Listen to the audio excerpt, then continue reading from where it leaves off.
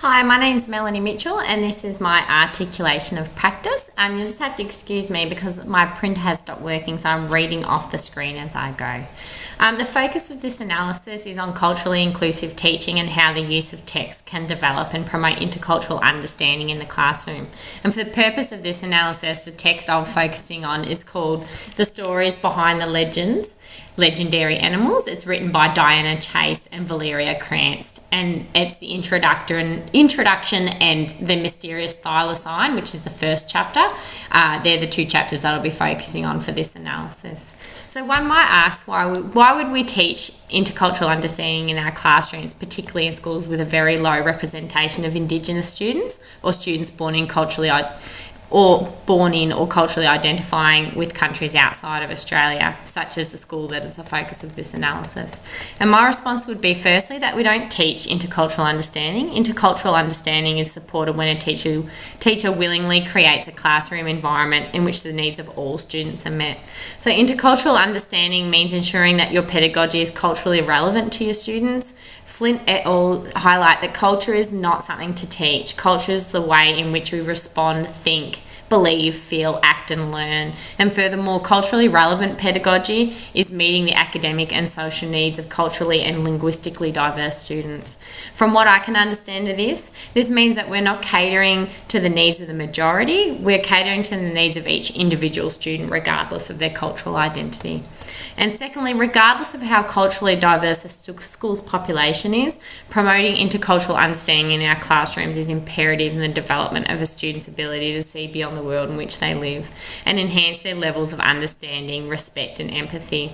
Clunan, O'Mara and Chai support this when they state that as a literacy educator, you will typically find yourself in classrooms that reflect a diversity of cultures and languages. And within such settings, issues associated with multiculturalism and the flow of people around the world are not simply topics for debate, but matters that you and your students negotiate each day. Furthermore, Agarwal and et al. Suggest that there are three key elements in promoting intercultural understanding and teaching for social justice in our classrooms.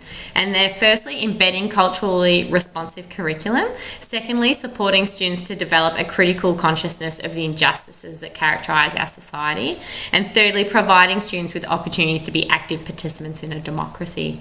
Our Ausval's English curriculum provides further justification as to why we should be culturally inclusive in our teaching. And although limited to Aboriginal and Torres Strait Islander histories and cultures and Australia's engagement with Asia, these cross-curriculum priorities in the Ausval's English curriculum recognise the importance of catering to the diverse needs of learners. So it reads that students in Australian classrooms have multiple diverse and changing needs that are shaped by individual learning histories and abilities, as well as cultural, language, backgrounds and socio-economic factors. This curriculum document outlines how a conceptual framework linked to the Aboriginal and Torres Strait Islanders' unique sense of identity has been used to embed Aboriginal and Torres Strait Islanders' histories and cultures within the Ausval's English curriculum, with a particular focus on the interconnected aspects of country and place, people and culture. And it's supported by the 8-Way framework, which is an Aboriginal pedagogy devised by Indigenous researchers in New South Wales. And the 8-Way framework also has a strong focus on country, place, through its land links, people through its community links, and culture, which incorporates all 8 elements of the pedagogy, and it has a very strong narrative-based emphasis. The 8-Way framework can provide teachers with a valuable insight into the pedagogical features that Indigenous people class as important in education and how this can be incorporated into any classroom across our nation. Yunka, Porter and Kirby suggest that one doesn't need to be Aboriginal in order to understand and implement the framework. One just needs to see the value in what this can bring to the classroom regardless of cultural identity. They state you don't have to understand it all right away. Just be looking, comparing, thinking. Everyone can bring their own cultural perspectives alongside this 8-Ways diagram in a process which builds on identity to place and people. So place and people are particularly important to emphasise. Aboriginal culture defines place and people as underpinning one's sense of identity.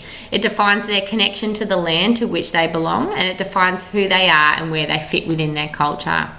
It could be argued that the development of one's sense of identity, regardless of their cultural heritage, is without doubt a very important lifelong process. So therefore, when selecting a text for this analysis, I found myself thinking back to my experiences in a grade 6 classroom last year whilst on my first placement. And so this class is a grade 6 class in a small rural primary school of about 166 students. And so I only got 4% of students who were born in other countries. So there's a couple of families who are from Thailand, and there were 4 Aboriginal and Torres Strait Islander students. I had 1 male Aboriginal Torres Strait Islander student in this class and 1 Thai student. It's quite a low socioeconomic area. And so, so this was the topic. The topic of Tasmanian tigers or thylacines had been raised by one of these students following a conversation about their weekend happenings. And this student's father had reported a sighting of what he believed to be a Tasmanian tiger on their nearby sheep property. And the discussion about this only lasted a short time, so the student's story was briefly acknowledged by the teacher, but any chat about it was quickly put to rest by the teacher, who was eager to move on to the next thing on her agenda. And when I look back at this now, I see the perfect opportunity to engage students in meaningful learning about place and people. Meaningful in that this is a topic that is of interest to students in the community, and reported sightings of the Tasmanian tiger have occurred many times over the years. The mystery surrounding their extinction has gathered the attention of many a child around the kitchen dinner tables in the homes within the area. And this is about their place. Everyone has an opinion on it, and it's not uncommon in this instance to hear a child repeat the stories of reported sightings from their parents, grandparents and so on, passed down through generations. So this is about their people.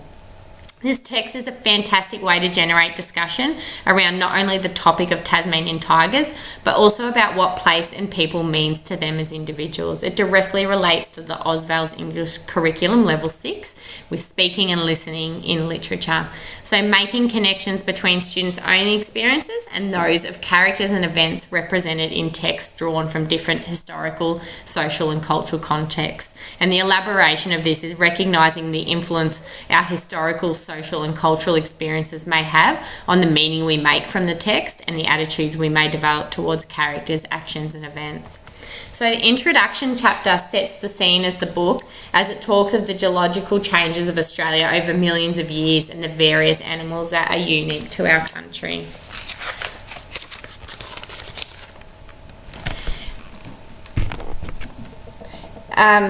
It then moves on to European settlement and the animals that the Europeans brought to Australia, their purpose and their place in helping build the new homes of these pioneers. Interestingly, not once are the Indigenous people of Australia explicitly mentioned in this chapter, although at one point it reads that both old and new Australians learned to love these noble animals. It would be great to begin a discussion with students around where they think that the stories of our Indigenous people would be within this chapter. What do the authors mean when they speak of old Australians, and what do they know about Indigenous people's links to the land and its animals? What may the Indigenous people may have been thinking and feeling when the Europeans arrived on Australia's shores? And how could we rewrite this chapter to include this part of our history? How does this connect to place and people? So the mysterious thylacine chapter, which is the second chapter, provides continued opportunities for learning about place and people. Begins with a true story of a couple who found the preserved body of a Tasmanian tiger in a cave in 1966, and the couple had taken this carcass back to Perth for testing, hoping that it was not that old and therefore could provide proof the animal still existed. However, it was found that the carcass was over 4,000 years old and the cave's elements had been ideal for preservation. So this chapter then moves on to the mysterious nature of the animal's extinction and the reported sightings over the years. This would be an ideal opportunity to allow students to talk about their own connections to the story of the Tasmanian tiger. What are some of the stories that have been passed down through generations? What do they think has happened to the Tasmanian tiger? Why do they think this? It's an opportunity to encourage students to explore their own viewpoints. The perfect time to encourage the Aboriginal, Torres Strait Islander and Thai students to explore their own families' narratives and connections to their local land and its animals, and to report these back to their peers. It's also an opportunity for students to research local newspaper articles about sightings over the years and perhaps speak with local government departments and the Historical Museum about any information that they've gathered over the years.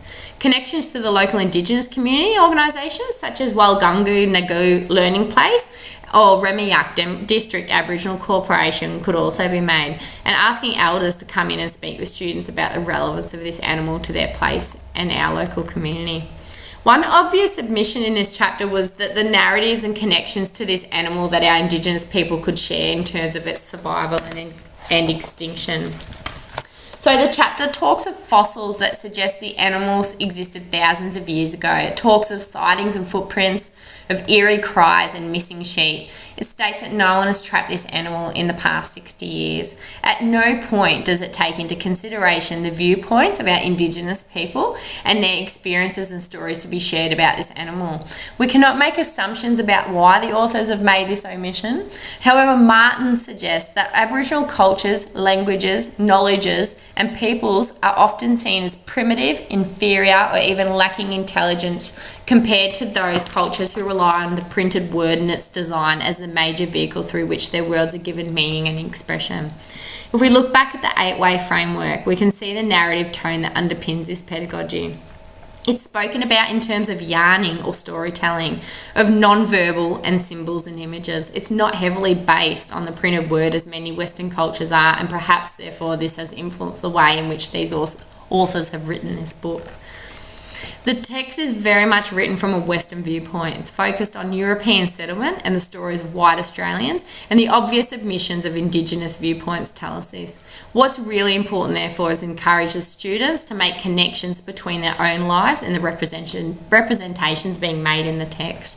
It's about developing their critical literacy skills, their ability to be able to understand the power of the text and determine where the language is positioning them as readers or as listeners, how it's making them feel, what is it making them feel, what is it trying to make them do and why. Furthermore, Winch talks of a critically literate person to be able to examine any text through a lens that helps us to understand how we are reading it, what attitudes we're bringing to our reading, and how this may influence our reaction to characters and story. This is what we want our students to be able to do. We want them to be able to articulate the biases and viewpoints that they are already bringing to the text. For example, their opinions and knowledge in relation to our country's history and the thylacine, and how this impacts on their take on the book. Do they have similar viewpoints to that of the author? Can they see others' perspectives that may be missing? It's particularly important that students are also able to then communicate these thoughts and feelings to others. The students are then exposed to a range of perspectives and opinions which can challenge their thinking and deeper their learning. It's this skill that directly relates to the Ausval's English curriculum standards noted above that we're developing in these grade 6 students. Ideally, we would like them to then see students develop deep literacy skills. So Winch refers to deep literacy as what we do with that discernment of understanding how the text is being constructed and its influence, and how it affects how we live and what we do. It's developing the skills within a student to take this one step further, to be able to leave the classroom environment and apply this knowledge and understanding into their everyday lives. So to be actively involved, not passively listening, in discussions around the kitchen dinner table following the next reported sighting of the thylacine. To challenge a person whose viewpoint differs from theirs in regards to our country's history. To articulate a deeper awareness of the cultural issues within Australia and beyond, and to connect to their place and people in a way that's culturally relevant to them. It's important to take the opportunity every time it arises to encourage culturally inclusive discussions within and outside of the classroom. What a difference one conversation could have made if my placement teacher had have taken that opportunity when the child shared his father's story about the Tasmanian tiger sighting.